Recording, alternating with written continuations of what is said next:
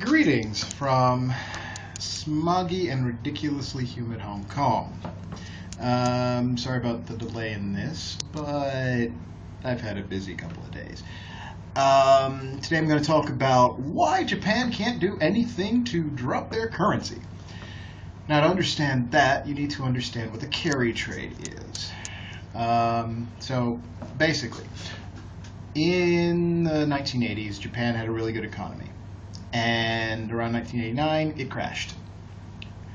Now, neoliberal economists, that's those people with suits and ties that basically tell corporate America to ship your jobs to China or Mexico, said to the Japanese, because their economy was weakening and no one was able to buy anything, that they should drop interest rates. So banks would loan money and the Japanese would spend lots of money.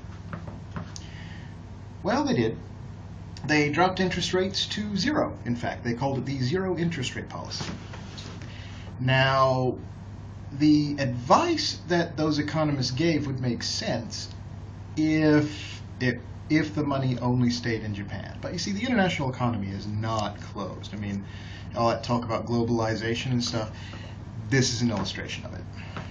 So what happened was, bankers figured out a way to make a huge amount of profit while making people's lives miserable in multiple countries at the same time. And this was called the carry trade. So basically, they would borrow money from banks in Japan where interest rates were very, very low.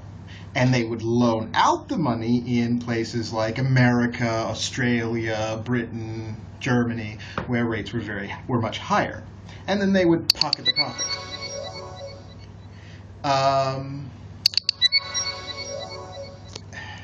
Okay, so now you've got a situation where lots of yen are coming back into Japan, raising the value of the yen. So what does the Bank of Japan do? It tries to lower interest rates, but rates are at zero, so you can't lower interest rates more, right? If you think that way, then you are clearly not the Bank of Japan. The Bank of Japan decided to make interest rates negative, which is something that mathematically should not be possible. So basically, banks were actually charged money to keep your money in a vault in Tokyo, which makes very, very little sense.